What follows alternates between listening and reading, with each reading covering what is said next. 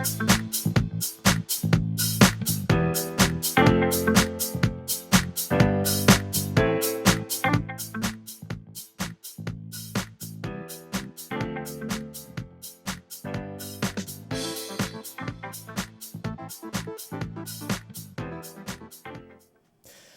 everyone. Welcome to Thrive, the show where I bring you tips, resources, and people to help you create a brand that makes you happy and profitable. I'm your host, Heather Poduska, brand strategist and success coach. And I want to thank you for being here. You are in for 30 minutes of high-value content coming to you from industry leaders who are growing their business, making a difference, and rocking their brands. And no one is rocking it out better than my friend, Halle Eavelyn. I'm so excited to have her here today.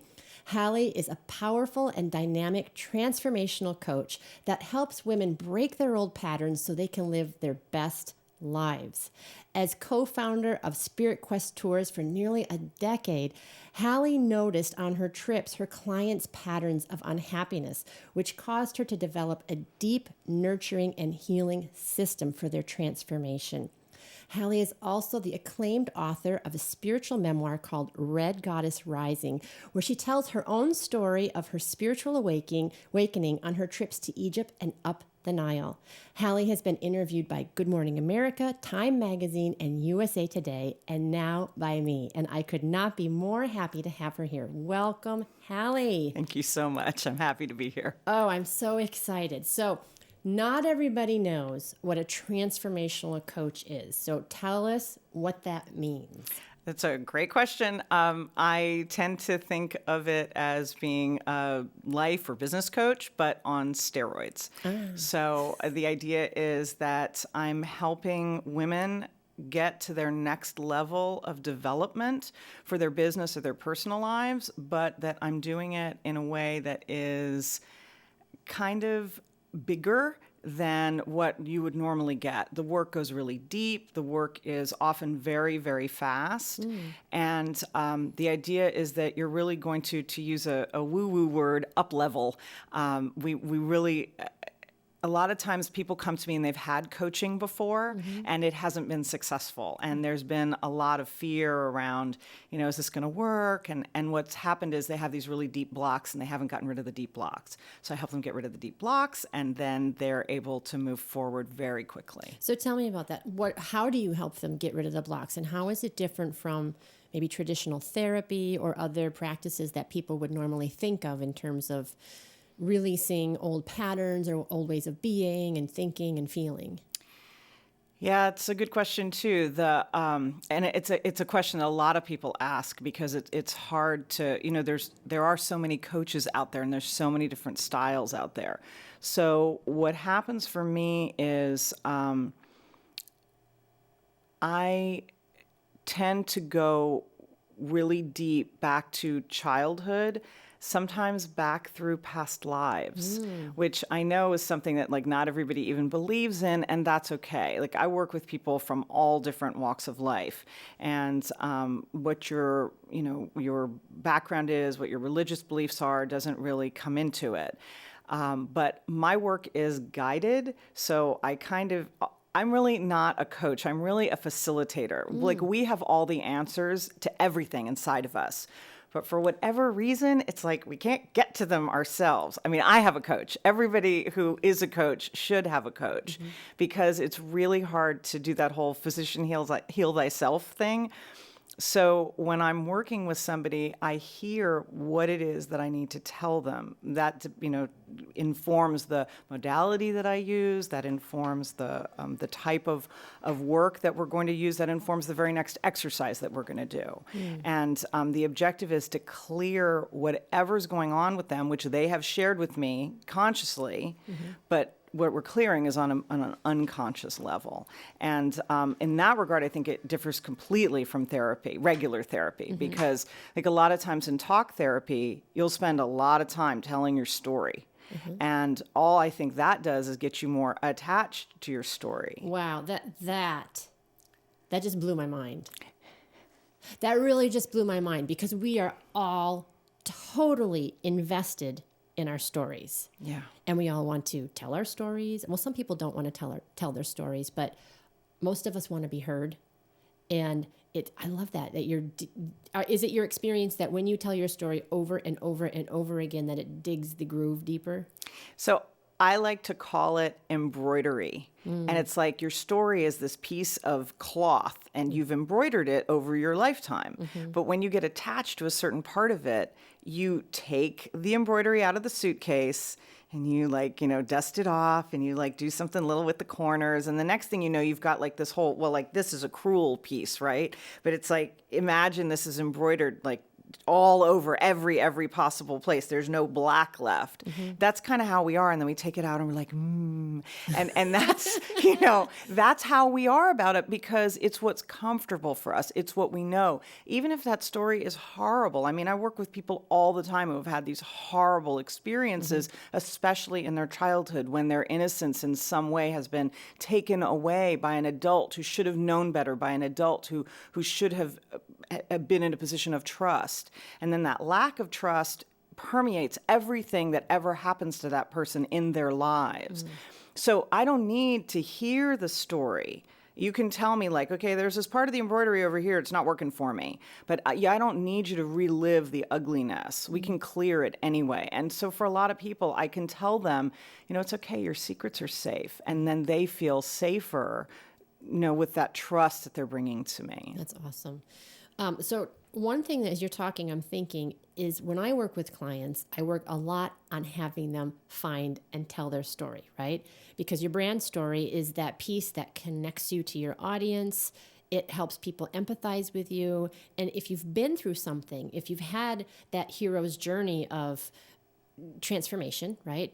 How do you reconcile those two things of not getting stuck in your story, of not being crippled by it and debilitated by it, but being able to tell your story in a way that serves you?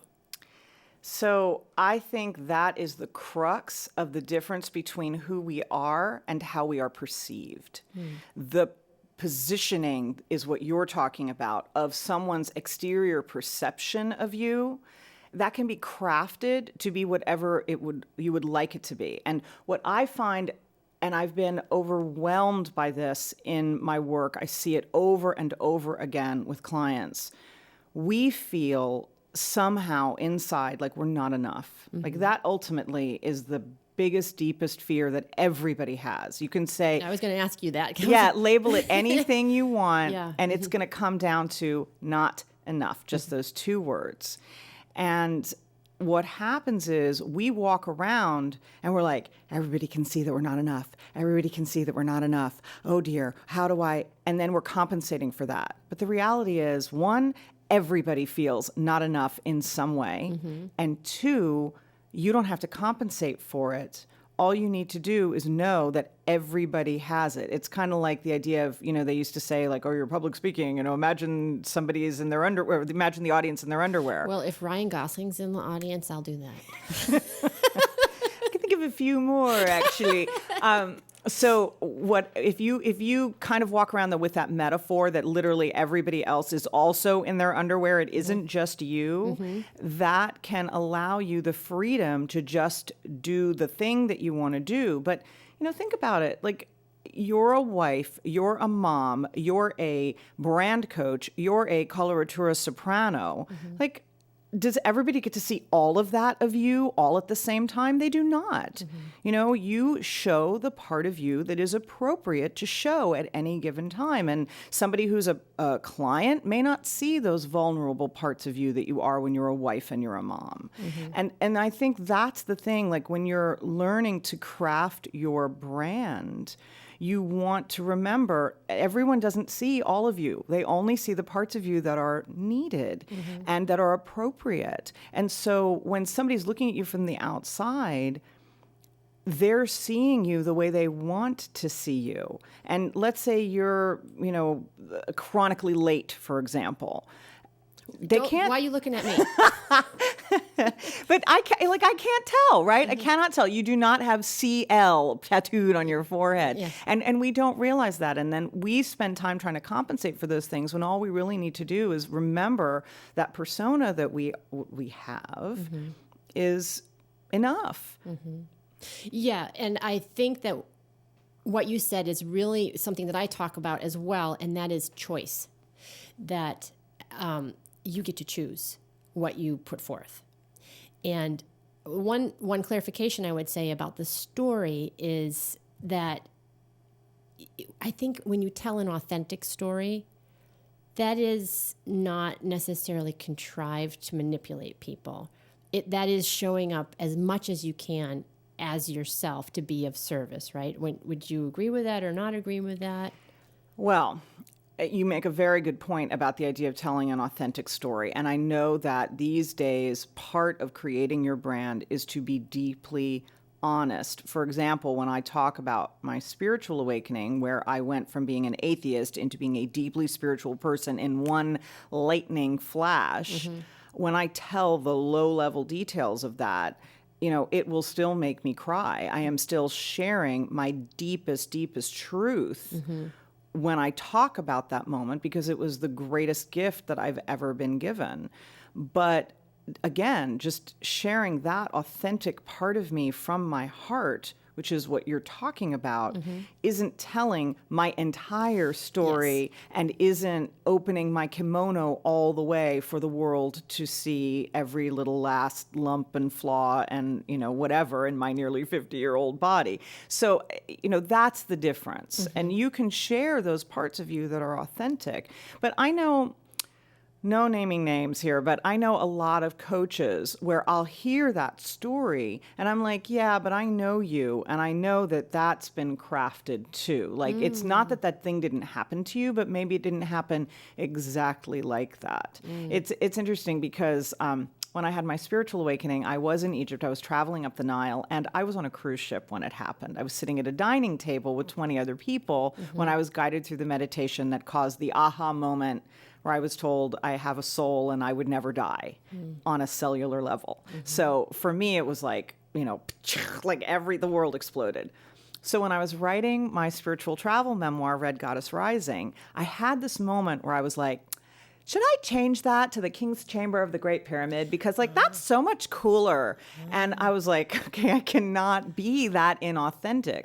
So what I did instead was I chose a moment where I lay down in the coffer of the King's Chamber and then remembered that happening. And so I was able to save it for the climactic moment of the book, but still tell the truth. To me, if you can be authentic and tell the truth every moment of every day of your life, you're on the right track to just, being a good person. Yeah, totally. And I think the other part is that your work is so powerful because what I find is that people don't always have access to their own stories. Those pieces that sometimes get blocked keep us from certain things. And I think that that's part of what you said, what you do is that help people get access to those things so they can have choice, because I think a lot of people don't have choice. They're either unconscious or they're scared or whatever, and you help them get ownership of those pieces so then they can choose how and when they open that kimono. I was working with somebody a couple of months ago who was having some issues around food and weight. And in the middle of doing an exercise, we uncovered not only this deep hidden part of why she was making her food choices her whole life, but also a deep hidden thing about the relative of hers who was, I want to tell the specifics of this too much, but it was like there was an uncle and he was basically beating her around dinner time. And it turned out, and he's died, and then it turned out that he was doing it because that was how he was treated by his parents. So that was actually his way of showing love.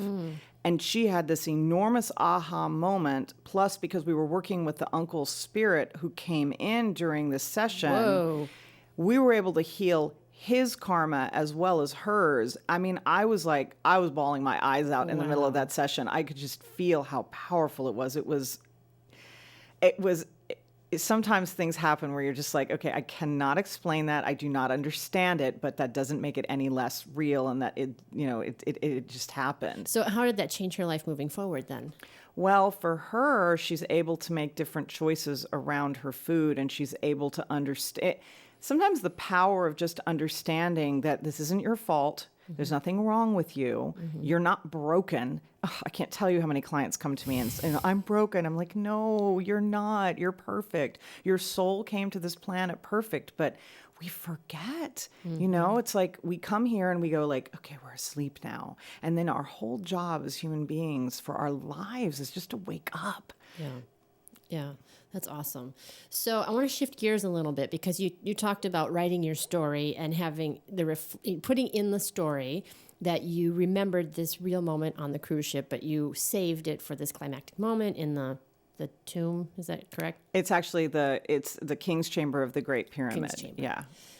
Obviously, you're a skilled writer, right? So tell me some of the other things that you have done in your life, because like you said, not everybody gets to see that I'm a coloratura and a wife and a soccer coach, and I know that's true for you as well. So I want to hear some of those other things that you've done, because to me, it makes all of who you are so incredible. You are so talented. I know you have so many gifts. And what I encourage people to do in their branding is to incorporate all those things in different ways so that it comes into this really powerful laser beam of value. Well, I will take your advice today because I have no idea how to incorporate it all into one package, but except to say that I'm a transformational coach and I have experience. I've been an entrepreneur for 25 years, but I started as an actress. Mm-hmm. And by the way, I have to tell you before I go into this laundry list that my family laughs at me because they're like, okay, so what haven't you done? And again, it's like, well, I'm nearly 50. I've done some things, So I've been a waitress. I worked at a flower shop and eventually studied under a master flower designer so I can put together arrangements that are like this big for stages and weddings. And I was a DJ. I used to DJ live for all the military clubs in the Maryland, DC, Virginia area. Wow. So dated a lot of military boys that year. I started a software company. I was I was a pioneer in interactive movies. I used to produce interactive films, not just interactive films, but the first ones ever made. Wow. So, and I left my career as an actress at that time. I was doing, commercial work and I was on stage all the time. And I was like, there was a moment in this, I was 23 when this happened, but there was a moment where I remember saying, you can be an actress, but like, what can you do that Glenn Close hasn't done, that Meryl Streep hasn't done? This is something no one's ever done. Maybe you'd like to just check it out for a while. And so I went into interactive storytelling as a new media, as it was literally coming out. Wow. So I got to be part and ride the whole new media wave of the 90s as that was happening. And that's really, I was the president of Hyperbole Studios for like the rest of the 90s. Wow. And then when the internet stock market collapsed at the almost turn of the century. I love that we can say that. Stop. The turn of the century. I went into real estate and I became a private investor and I partnered with people. I actually had an interest in over 100 houses at one time. Wow. And so I rode that pretty much into the ground. Like when the real estate boom crashed, I was like, right in there. That was not fun. And then I started writing full time. I've actually written about a dozen screenplays, and I sold one for 6 figures. I've had a couple others optioned. Nothing's ever been made. They say you can actually make a career in Hollywood as a screenwriter without ever having any movies made, and I was certainly doing a good job there for a minute. Wow. So were they transformational movies or what kind of movies were they? What I did, I love finding niches that no one else has ever explored because you find that there's like the vertical that, they say like the vertical market. I had the playing field to myself. I would partner with people, and I'm not doing this anymore, so hey, somebody else can come in and take over. I would partner with people who wanted their screenplays turned into stories, their stories backwards. Their stories turned into screenplays, Okay. and so I would write and basically co-write, but I was doing all the work, and it was their idea. And so I got to write some really cool stuff about the love story between Jesus and Mary Magdalene, the entire history of the Knights Templar. Wow. It's a horror story that I really still at one point think will get produced because it was so good. Wow. But I just it was really fun, and it was fun to get to play inside of other people's planets for a little bit. So what would you say to entrepreneurs who have a kaleidoscope of experiences? I mean, how would you talk to them about how they should rely on their past, what path they should take? Any advice for someone who's been more than one thing? I mean, we've all been around the sun a few times in our lives, right? I mean, what would you tell the people? So I'm going to, unfortunately, probably not give you the answer that you hope. I'm going to tell you that although I am the person that I am today, because I've done so much, so many different things, and I can really relate to a lot of my clients because I've done so much. Like when I was in real estate, I would remodel all my houses like studs out. And so now I have a client who runs a staging business for houses in Seattle. And as I'm, being her business coach, it's like I have an insider track on which, I understand that perfectly. So for me, a lot of everything that I've done has coalesced into me being good at this work. But really, my advice is focus.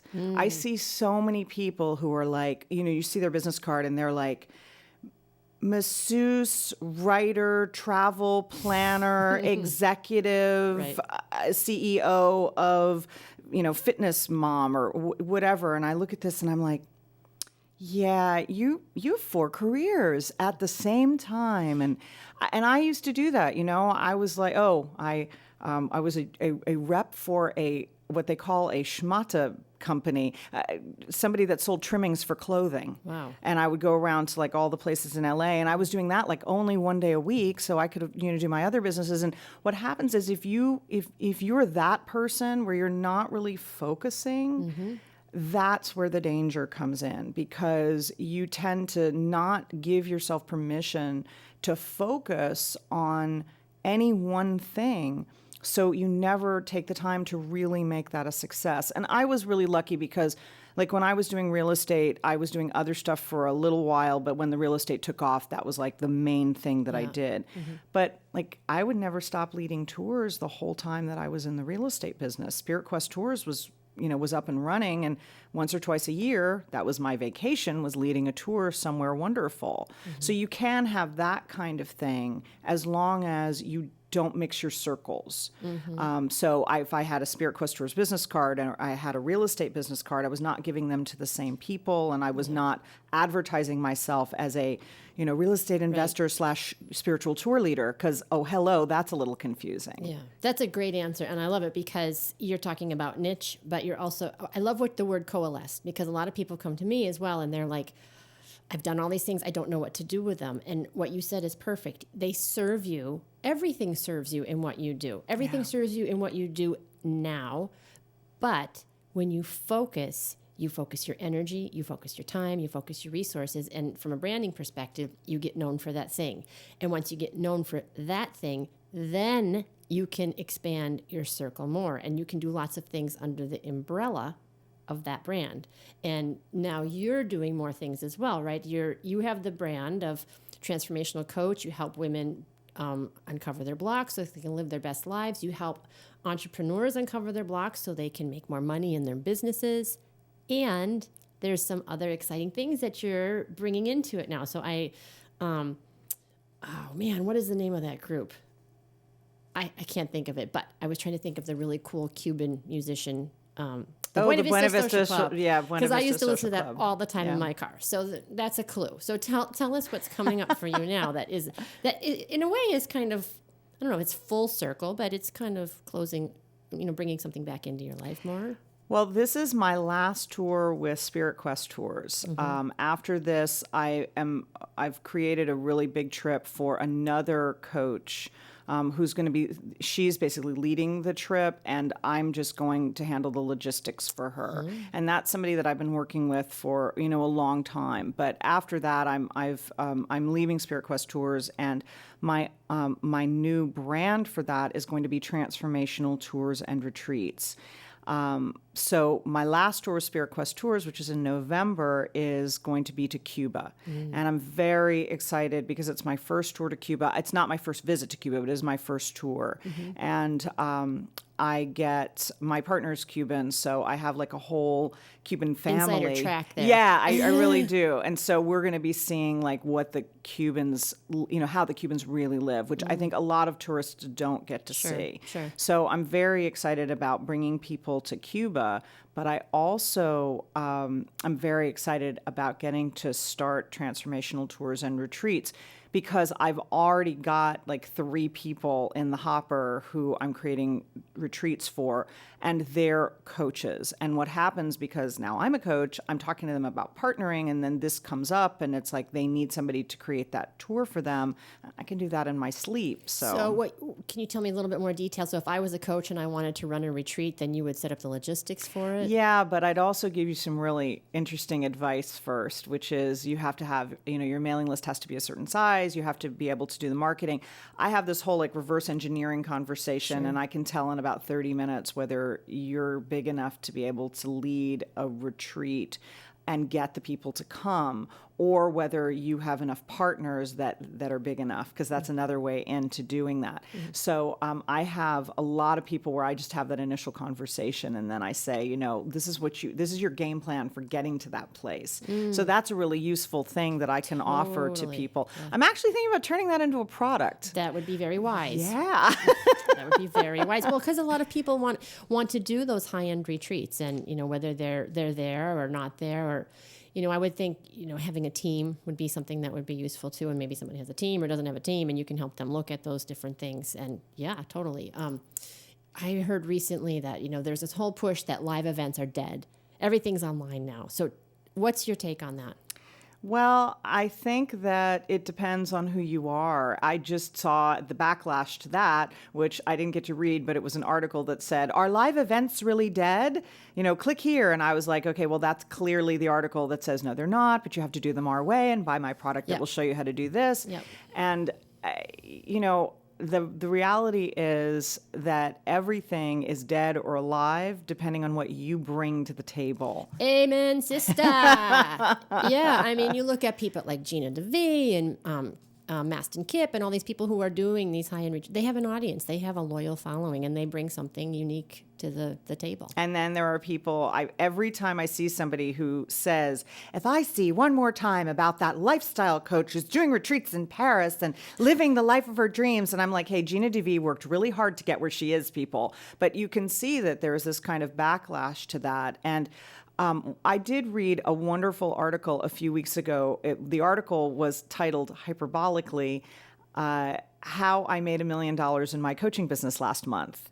And it was a brilliant title because everybody's like, click, click, click, click, click, click, click. And then you pull up the article and it says, well, actually, the first month that I was in coaching, I made 3 figures. I was so excited about my, $197 because it meant that I had a model that worked. Right. And what she was talking about was the exaggeration that we have in the business. Yep. And again, brilliant title. They say headlines are everything. That one really was.